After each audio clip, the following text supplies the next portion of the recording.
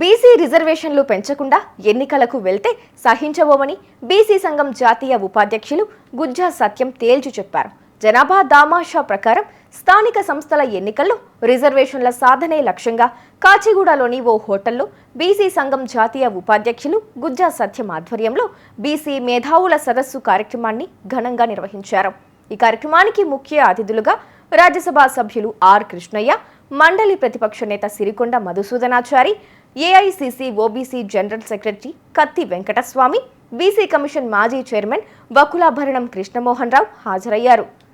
స్థానిక సంస్థల్లో రిజర్వేషన్లు కాంగ్రెస్ పార్టీ ఇచ్చిన 42% ఏదైతే రిజర్వేషన్లు స్థానిక సంస్థల్లో ఇస్తామని చెప్పారో దాన్ని సమగ్ర కులగణన చేసిన తర్వాత మేము ఆ 42% అసెంబ్లీలో ప్రత్యేక చట్టం చేసి ఆ చట్టం ద్వారా ఈ 42% రిజర్వేషన్లను చేయాలని చెప్పేసి మేము కోరుతున్నాం.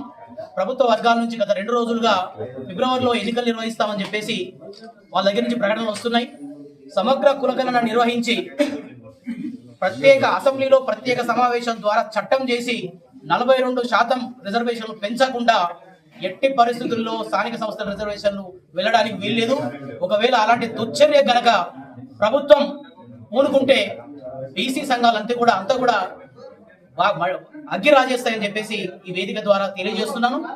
అలాగే బీసీ రిజర్వేషన్లు అంశాన్ని రాజ్యాంగం ప్రసాదించిన షెడ్యూల్ 9 ప్రకారం షెడ్యూల్ 9లో చేర్చాల్సిన బాధ్యత కూడా రాష్ట్ర ప్రభుత్వం మీద ఉంది.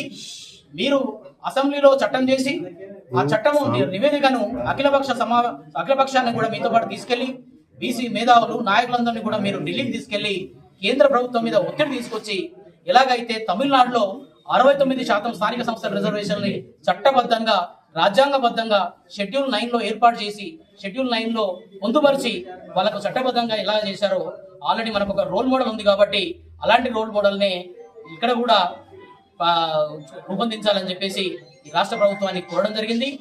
అలాగే త్వరలో జరగబోయే కులగణనలో జనగణనలో కులగణనను కూడా చేయాలని చెప్పేసి ప్రధాన డిమాండ్గా వక్తలందరూ కూడా ఏకగ్రీవంగా తీర్మానాన్ని ఆమోదించడం జరిగింది.